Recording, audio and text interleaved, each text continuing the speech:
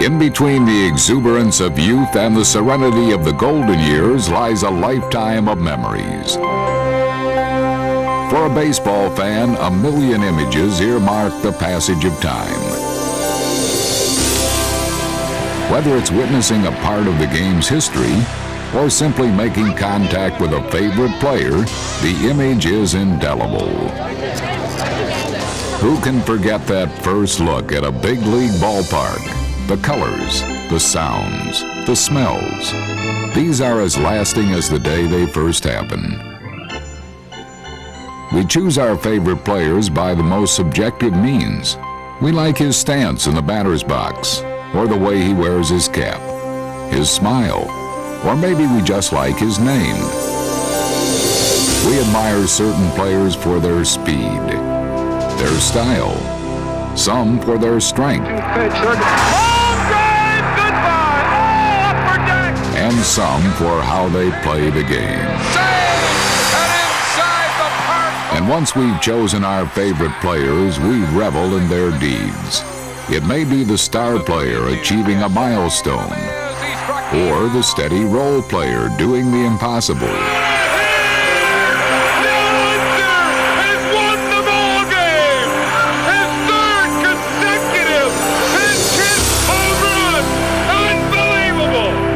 It may be a key hit in the biggest game of the year, or a late-night miracle in front of a few loyal believers. Scores! Here comes their near! The throw to the plate! Dave! I can't believe it! The Phillies have won 3-2 in the bottom half of the 12th inning! Incredible! Baseball is all about success and failure.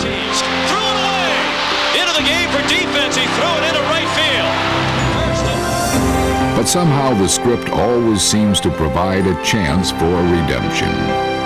Hard ground ball, base hit! Base hit! Bills win! And the RBI hit by Kim Baptiste!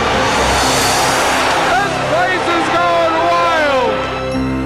This is Harry Callis. For almost 30 years, I've been lucky enough to be one of the voices who brought you Phillies baseball. As part of our end-of-the-century celebration, we'll take a look back at the last 100 years of our fightin' Phils. From the fabled teams of yesteryear to the great individual performances.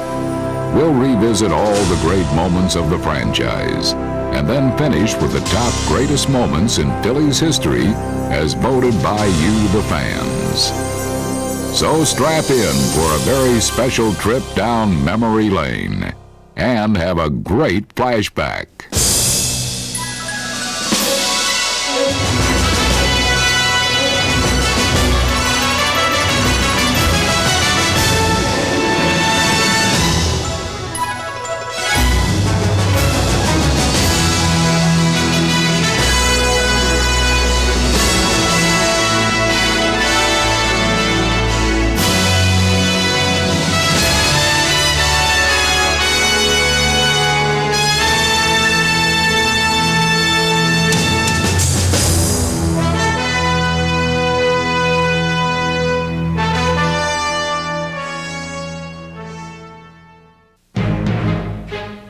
In baseball, special moments can take many forms, like the wild night in 1993 when a rain-soaked doubleheader took us to the wee small hours. Never had this much excitement at 4 o'clock in the morning. Mitch Williams. He could literally win his own ball game here. Swing and a base hit to left center field. Incavelia's going to score. This game is over. On an RBI hit by Minchie Poo. The Bills have won it 6-5 and 10 on the Wild Things RBI hit. Can you believe it? Mitch Williams fulfilled every reliever's fantasy by winning his own game with the bat, and reminded every baseball fan how strangely beautiful this game can be. Wrigley Field is one of the great old ballparks in baseball, and the Phillies certainly have a place in its lore. Like the game in April of '76, when Mike Schmidt cracked 4 homers to lead the club to an 18-16 win. Or that May afternoon in '79, when the wind was definitely blowing out. Danny Ozark's boys built a 21-9 lead in 4.5 innings. But Dave Kingman launched 3 homers to lead a furious Chicago comeback. Barry Foote's 8th inning single produced a 22-22 tie. 45 RBIs by both clubs set a major league record. In the 10th, Mike Schmidt connected for a 23-22 Philly lead. And reliever Rawley Eastwick finally put an end to 10 innings of a month's worth of baseball.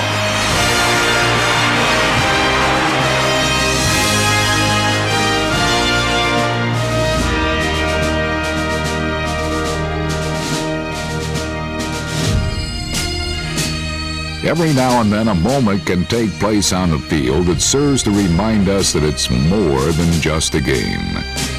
Like the home opener in '94, when John Kruk returned to the team earlier than expected from cancer surgery.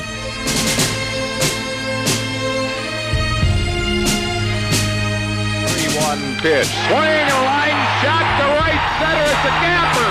And would you believe it? The Crucker is second with a double in his first at bat of the 1994 season. What drama.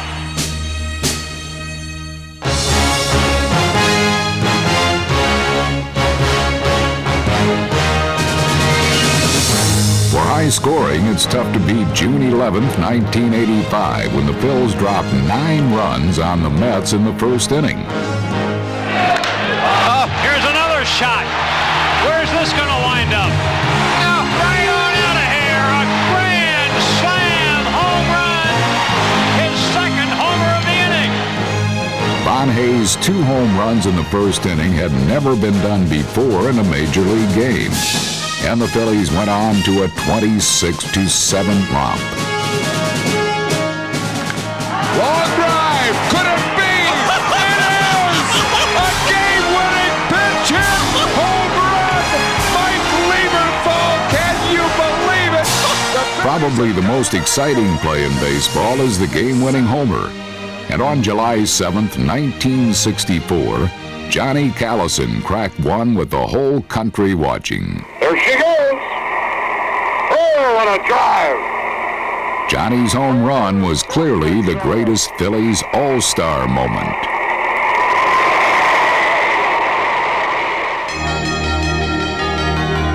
For sheer drama, there is nothing compared to a pitcher bidding for a no-hitter. On August 15, 1990, Terry Mulholland had a date with baseball history. Bond, charging, steady, 2 gone! 32,000 plus on their feet at Veterans Stadium. 1 ball and 2 strikes. Here's the 1-2 pitch. Line drive, break left! Charlie Hayes! Charlie Hayes spears it, and Mulholland has pitched a no-hit, no-run game at Veterans Stadium. The first 9-inning no-hitter in the history of the bat. Can you believe it? The euphoria of Terry's achievement seemed to spread to the rest of the staff, as the following year, Tommy Green brightened up a drab spring afternoon in Montreal. Hard ground ball, great grab, Green. It's over. He's pitched a no-hit, no-run game, making the final out himself. Tommy Green, a no-hitter. When it comes to no-hitter history, nothing can top the accomplishment of Rick Wise, who hit not only one, That might go. It is a home run. For Rick Wise is second of the game. and finally he was one tough out away from the record books. Pete Rose stands in. He's nothing for 3. Here's the 3-2 pitch. swing, a line drive, he did it! Vukovich made the grab, Wise has done it! A no-hit, no-run game! Throws with a line drive to Vukovich, it's all over! Rick Wise has just pitched a no-hitter, and look at his Philly teammates mob him.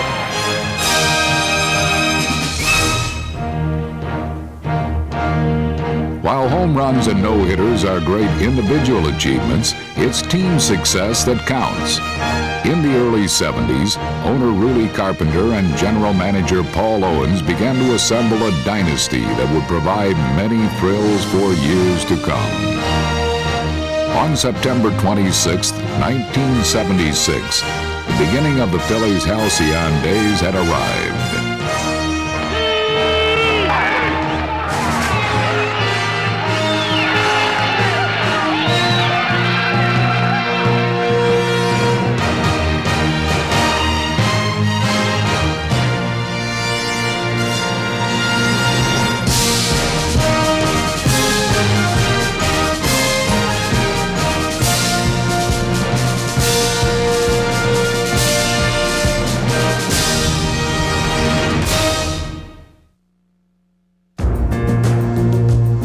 While a century of baseball provides many great moments, we must not overlook great individual seasons.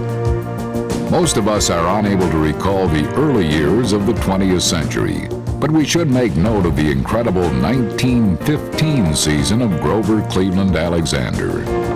The Hall of Famer won a remarkable 31 games, leading the club to its first pennant, then beat the Red Sox 3-1 for the first World Series victory in Phillies history. In 1933, Chuck Klein led the league in 8 offensive categories to become the only Philly to win the Triple Crown. A most unlikely hero was reliever Jim Constanti, who won the National League MVP award in 1950. His 16-7 record and 22 saves were a key element in the Whiz Kids' drive to the pennant. In 1964, young third baseman Richie Allen burst on the scene. Straight fade right-hander, comes sidearm again. Way up on the roof. It's center field, a home run. Known for his tape measure home runs, this Pennsylvania native won the Rookie of the Year award and helped the ill-fated Phillies to almost win the pennant. In 1974, the Phils traded popular Willie Montañez for little-known outfielder Gary Maddox. In the following 12 seasons, Maddox set the standard of excellence in outfield play, winning 8 Gold Gloves and making center field his own playground. Longtime Philly nemesis Pete Rose joined the club in '79 to give the Phils that missing ingredient for a championship. On August 10, 1981, Pete brought a little bit of his own history to the vet.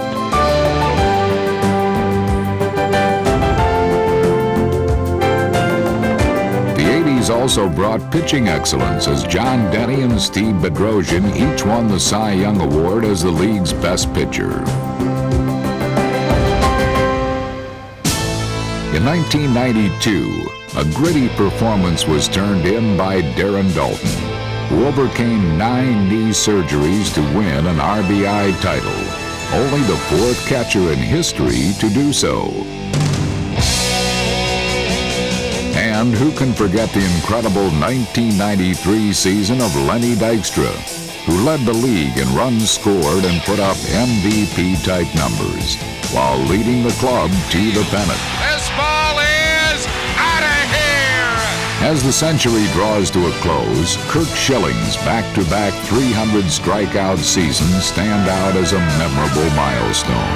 Number 300 for the season for Kurt Schilling. And Scott Rowland, whose brilliant first season earned him a Rookie of the Year award, provides a solid foundation for the Phillies to take into the new millennium.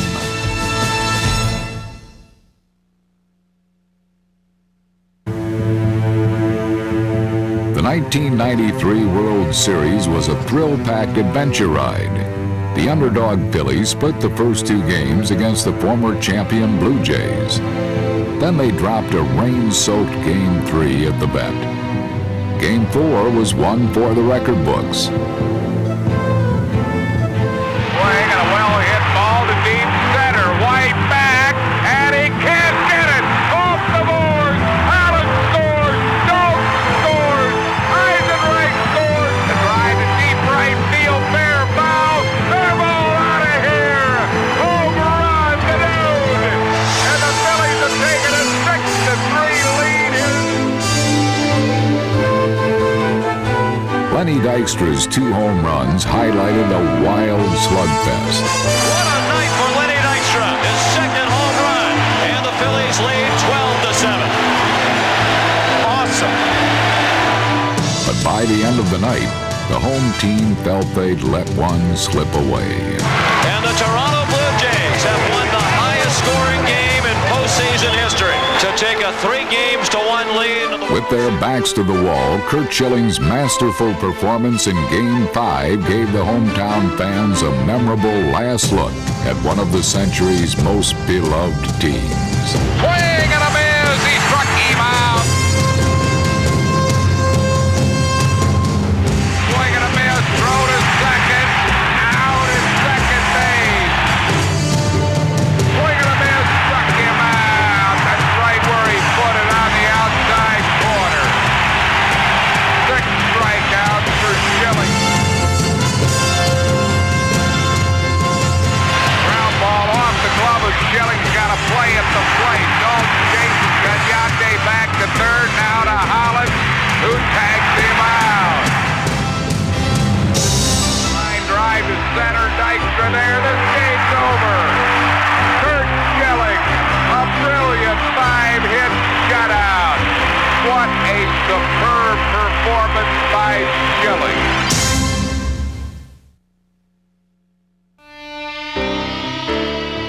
One of the greatest rivalries in Phillies history is that with the Dodgers. From the great Brooklyn teams of the mid-century to the West Coast dynasty of the Lasorda years, the Phils and Dodgers always fought tooth and nail. In the mid-'70s, the Dodgers broke the Phillies' hearts twice in postseason play. Ron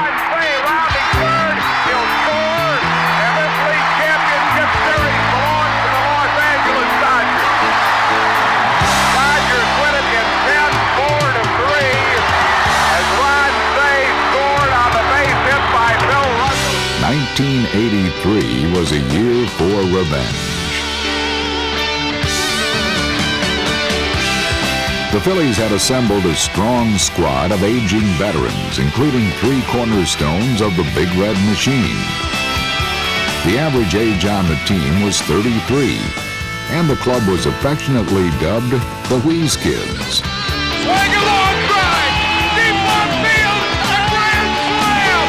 The Phillies have won the game 10-9. Unbelievable.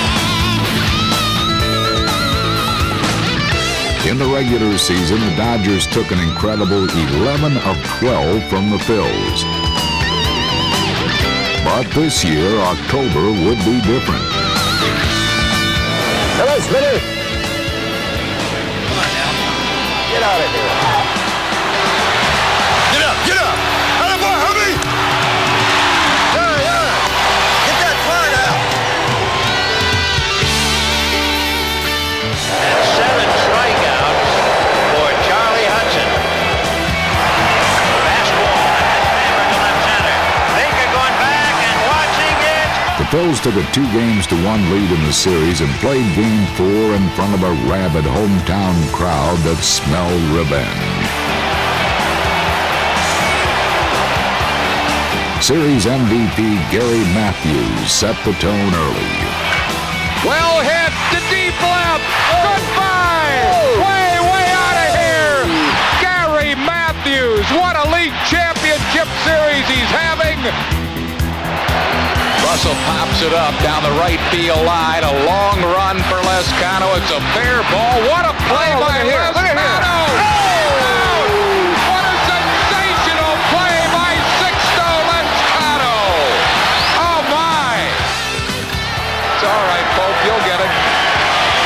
Mr. T out there. They're going crazy here at Veterans Stadium. Struck him out! Phillies have won it, and now it's Smith's turn as Howland dives on Mike Smith as the Phillies are the 1983 National League champs. It seemed almost poetic that Paul Owens, the GM and architect of the great 70s teams, was at the helm for the Phillies' fourth pennant of the century. Hi, everybody. This is By Sam speaking to you from Clearwater, Florida. I'm glad you could join us for the start of this 1950 season because this year it looks like we have a real contender. The fighting Phils. It's a tough, tough team to beat. They're out to win every day. Every victory is sweet. We know them as the Whiz Kids, and we love them like matinee idols. As the city roars, the Whiz Kids fight their way to the top. The fight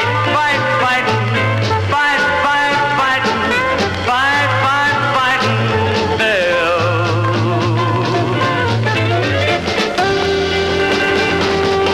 35 years after the Phillies' one and only pennant, the Whiz Kids moved to the top of the National League race, largely on cunning and daring. And with only 9 days left, their lead was a seemingly safe 7 games. But National Guard duty claimed 17-game winner Curt Simmons, and with injuries to starters Miller and Church, Simmons listened as the Phils' lead melted away. In hot pursuit were the Brooklyn Dodgers, and with their lead down to 1 game, the Phils turned to Robin Roberts in the season's finale. It's the 6th inning, and Roberts pitches to Pee Wee Reese, who drives one deep to right. It's a fluke home run, and the game is tied at 1. In the 9th inning, the Dodgers put the potential winning run on second base. Line drive to center field. Ashburn races in with the ball. Here comes the throw from center field. He is out. Richie Ashburn's throw saves the game for the Phils, and it's on to the 10th, where Dick Sisler faces Don Newcomb with 2 men on. Swinging a fly very, very deep toward left field. Moving back, Abrams way, way back. He can't get it. It's a home run. A home run for Dick Sisler. To Phillies fans, that was the shot heard round the world, and Sisler's homer gave the visitors a 4-1 lead. When Robbie retired the Dodgers in order, the Whiz Kids had won it. To the shock of the baseball world, the Philadelphia Phillies were the champions of the National League.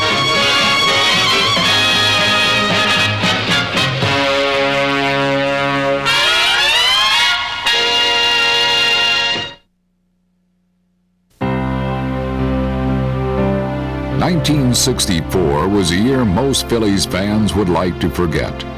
Leading the league for most of the season, the Phillies lost a 6.5-game lead with 12 to play and underscored the definition of baseball as a game that can break your heart.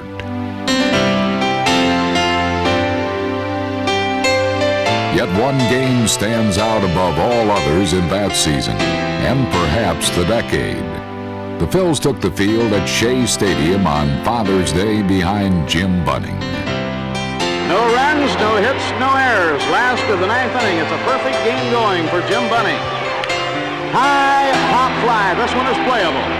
The shortstop, Bobby Wine, is in foul ground. 1 out.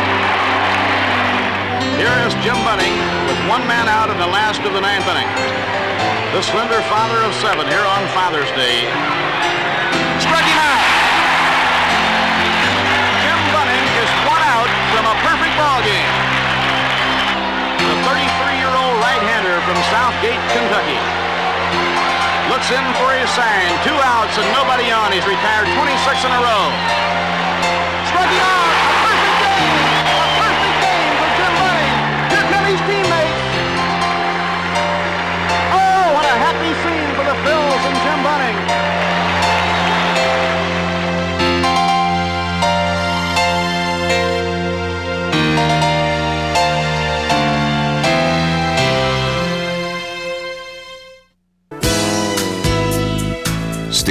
Carlton was arguably the most dominating pitcher to wear Phillies pinstripes.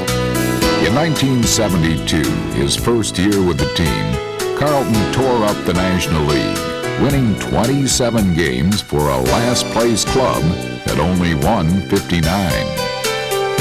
That season brought him the first of 4 Cy Young Awards. For the next 15 years, the milestones were plenty, like the night in 1981 when history was made at the bat. Swinging a miss, he struck him out. Comes right out of the chute and strikes out Tim Raines. Oh, see you later, there's number 2. Here it comes again, the pitch to Wop. He struck him out, there it is.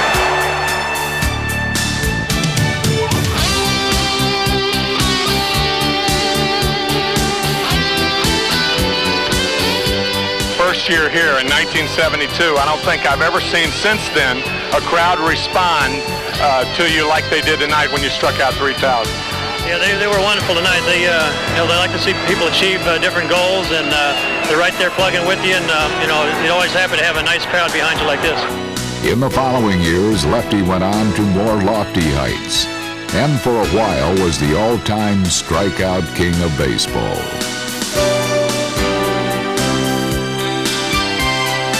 A player with an incredible work ethic, Steve was the consummate professional, loved by his teammates, and respected throughout the game. After finishing his career with 329 wins and a ticket to Cooperstown, Steve returned to the bat and delivered a heartfelt thank you to his fans. And Philadelphia, baseball is a field of dreams. And this surely is heaven down here. And I thank you once again. It's been wonderful. I love you.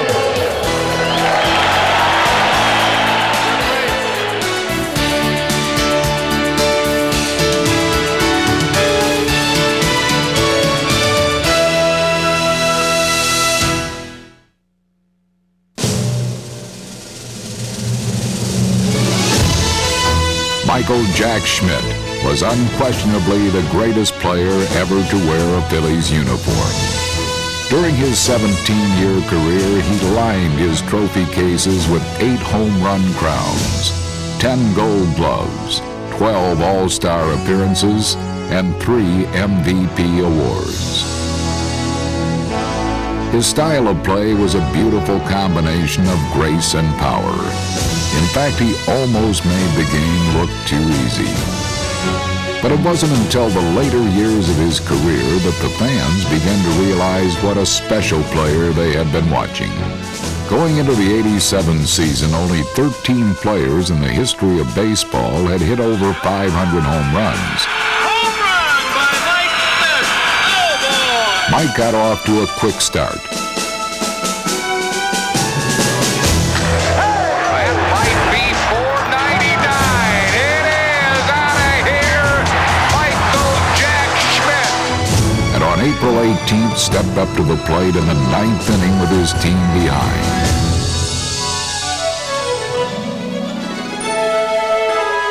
It seemed like the entire city held its breath until Mike could include himself with baseball's immortals.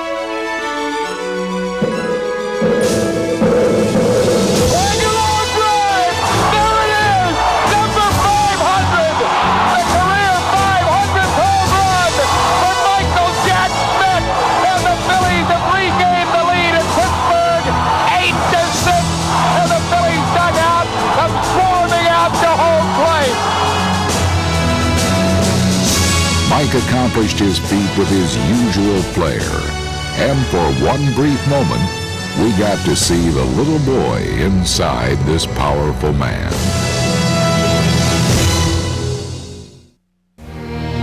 The late 70s were bittersweet times for Philadelphia baseball.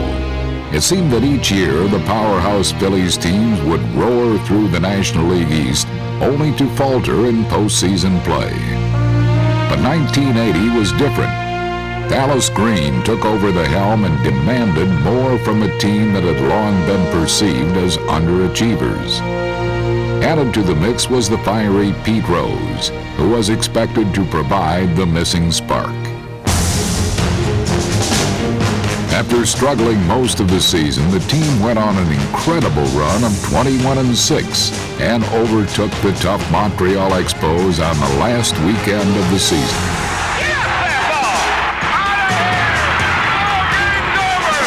Long drive, watch that baby! Way out of here! Home run! Mike Schmidt!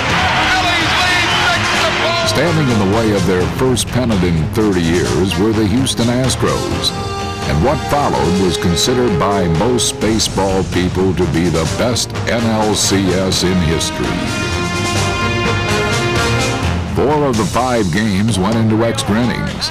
Big plays and clutch hits happened almost every inning. Out of the plate! The Phillies have gotten another out of the plate!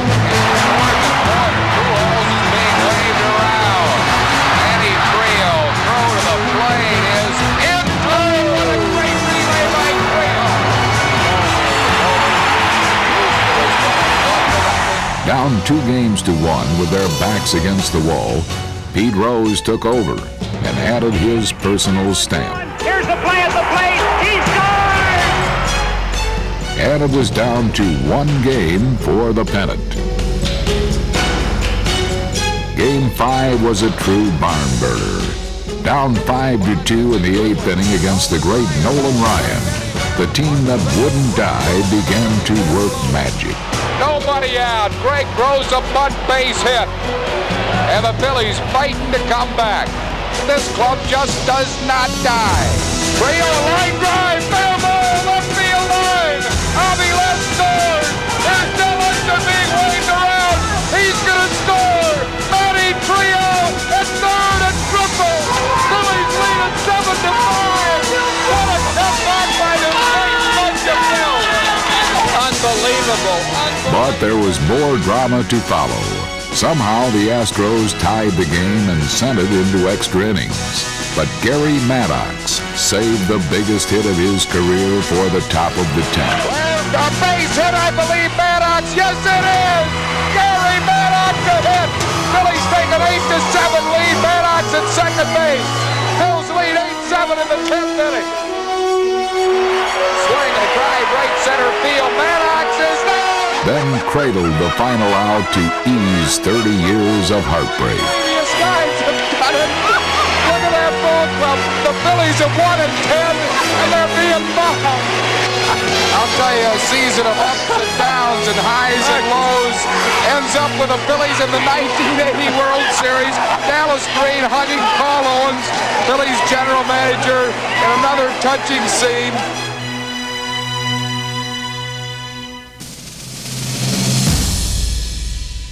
'93 was a magical season for the Phillies. The previous year had seen a last-place finish, and most critics agreed that little had changed. The only problem was that somebody forgot to tell that to the players. The scrappy bunch of throwbacks jumped out to a 17-5 record and never looked back.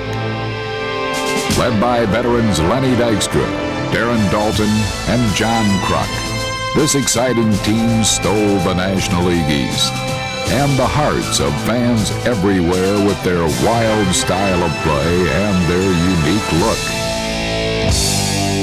Still, few people gave the Phils a chance against the mighty Braves, but once again, nobody told the players. A 1-2 pitch, swing a hard ground ball, base hit, down the left field line, Kruk scores, Phils win, 4-3. To Gant, breaking ball, swing and a miss, struck him out to end the break. Swing and a well-hit ball to left field, Thompson back, leaps up and makes a great catch, crashes into the fence and might have saved it. Swing and a ground ball to second, might be a double play. Morandini tags the bag, double play. This game is over. Line drive to left, Incaviglia, great diving catch by the Inkman. Fair ball, makes one out, bounces off the fence. Swing and a well-hit ball to deep center field. Nixon back. It's out of here. Home run, Lenny Dykstra. With the series tied at 2 games apiece, Dykstra's dramatic homer in Game 5 had the clubhouse buzzing. Game 6 was back in Philadelphia, and a chance for the hometown crowd to share the magic. High drive, deep right center field. Watch it, gone to the feet. Dave Hollins with a two-run home run. Line drive, base hit into that right field corner. Watch him run. One run is in. Here comes Dykstra. Morandini with a two-out triple. Phillies lead it 6-1. In the end, they handed the ball to Mitch Williams, and in a season where he set a club record 43 nerve-wracking saves, the Wild Things set the first two men down in order.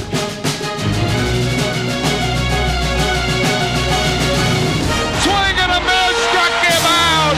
Phillies are the 93 National League champions. It's wacky, wonderful. Bunch of throwbacks has won the National League pennant and go on to the World Series. 1993 will always be remembered fondly in the hearts of all Phillies fans, simply because it illustrates the beauty of the sport. The worst to first saga proved that in baseball anything is possible, and that with each new season, you should never be afraid to dream.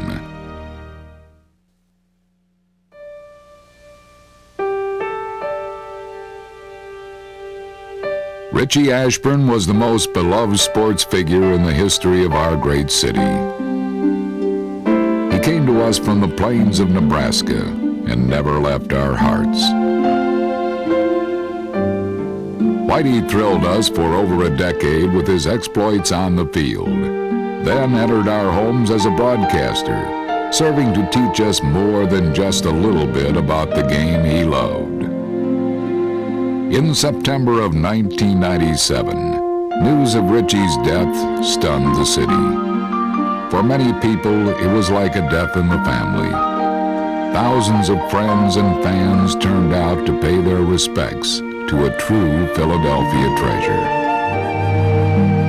Mayor Ed Rendell spoke from his heart about what Richie meant to the city. A couple of days ago in the gym that I work out at, a 31, 32-year-old man came up to me and said, "I was horrible about Richie." He said, "I grew up every night with my little transistor radio under the covers, listening to the games. And I grew up listening to Richie. He became a part of my family." And yesterday, a man left a transistor radio near Richie's casket.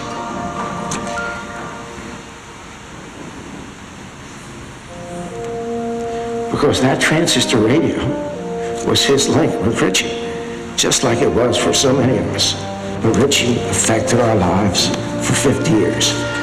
The shut-ins, the nuns and convents, the richest and most powerful people in this town, and the children with the covers up over their ears, listening to games. In all of my years of public speaking, this was by far my most difficult task. Whitey carried me. How many of us have said to ourselves, "I wish I could have told him how much I love him. I wish I could have. I didn't get a chance to." The suddenness has struck us all. But Whitey knew. He knew as surely as he knew a ball and strike how we felt. Whitey had such a wonderful life of love and friendship. He would want us to carry on.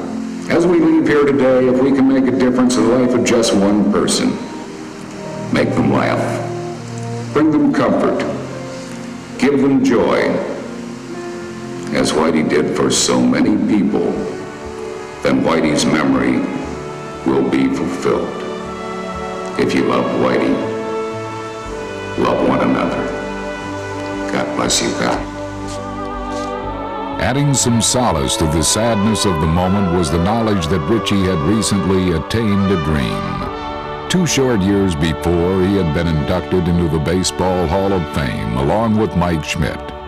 In his own words, Richie describes the beauty of that weekend and his own date with immortality. Maybe the greatest thing about Cooperstown is the town itself. An absolutely beautiful place. Real Norman Rockwell stuff. Kind of what the ideal picture of small-town America should be. Next to Tilden, Nebraska, that is. They put you up in a gorgeous old hotel called the Otis Saga. Host to all the All-Stars for the past 60 years. Boy, if the walls of that place could only talk. Then they let you play golf on a beautiful course next to the lake. The whole weekend you get treated like royalty. The other Hall of Famers were really great to me. Then there's a museum, the hall itself, where you can spend days reliving baseball memories. What a place.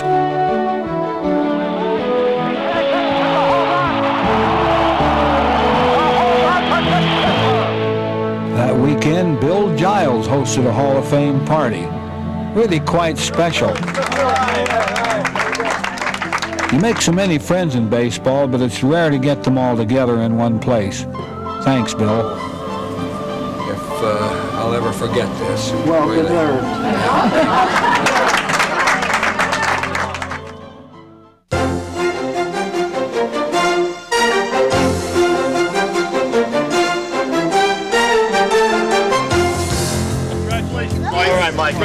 I guess the most impressive thing about the weekend had to be the fans. Everywhere we looked was red.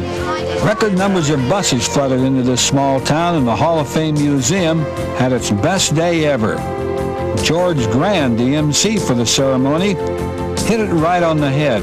Now I know what Moses looked like when he looked at the Red Sea. This is a Philadelphia crowd today. It was a breathtaking sight, and believe me, sitting on that stage, I was more than a little nervous. One of the most popular athletes in the history of Philadelphia, Richie Ashburn. But when I got up to speak, it just felt right. Kind of like I was just chatting with 30,000 of my best friends. Can't believe the number of people here today. Happy to see it. Pennsylvania, Delaware, New Jersey. Have a lot of Nebraska people here. One of them I have to introduce to you.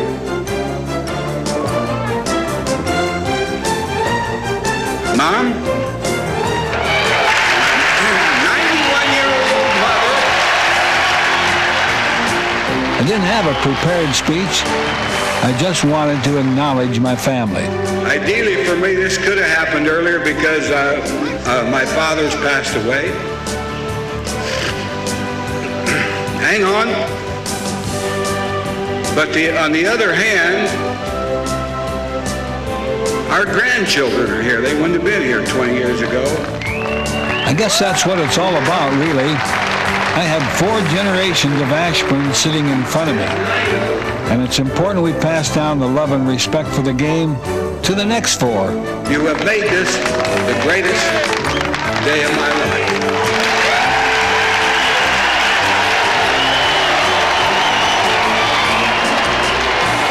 Schmitty's turn was next, and the crowd really responded. Michael prepared his speech with the same intensity in which he played, all out. He credited everyone who ever helped him and made a ton of suggestions about how to save the game. His delivery was as spellbinding as a Sunday preacher. But the true moment of joy for me was when he finally made his peace with the Phillies fans. My relationships with Philadelphia fans has always been misunderstood. Can we put that to rest here today?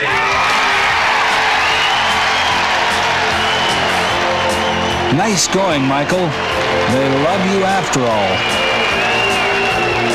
Standing on that podium with Mike, holding that bronze plaque, was one of the greatest moments of my life. Don't need to say much more. It's little mystery that the greatest moment of the Phillies century, voted by you, the fans, was winning the World Series in 1980. These were special times in Philadelphia, a year when all 4 major sports teams went to the finals. Only the Phillies went all the way.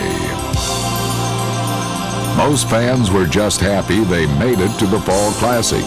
But to the men who wore the red pinstripes, there was unshakable resolve to get the job done.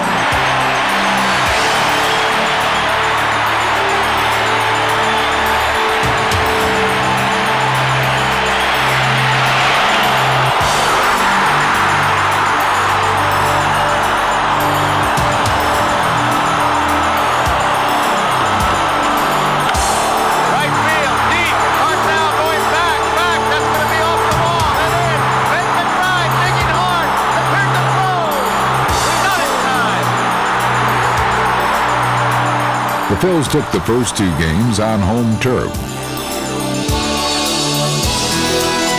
The Royals counterpunched, evening the series at 2. Royal hit.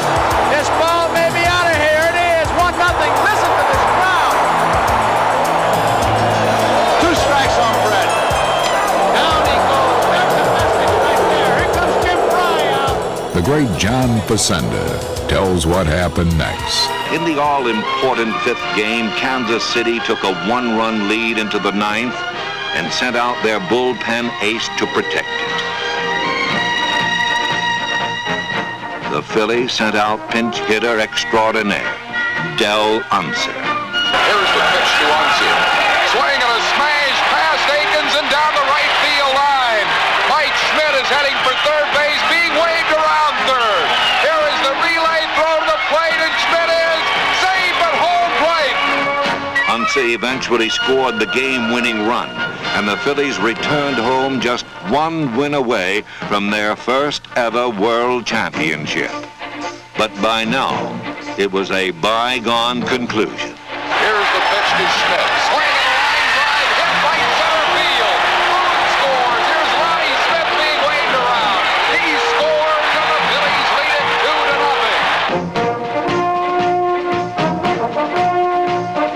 Swing and a high pop foul near the Phillies dugout.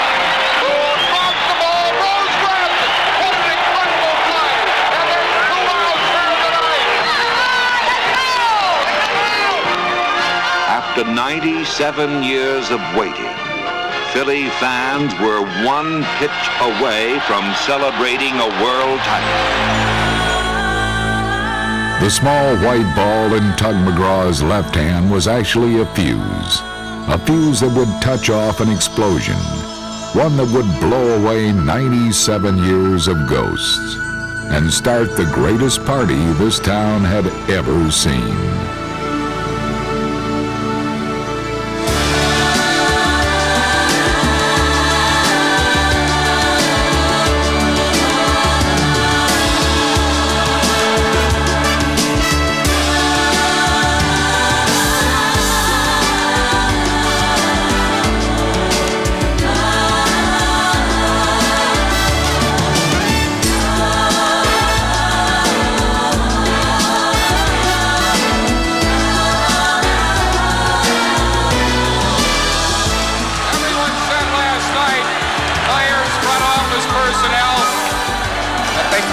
Get the feeling it wouldn't sink in until tomorrow.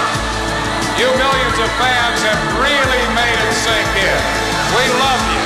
Thank you so much. Most beautiful fans in the country.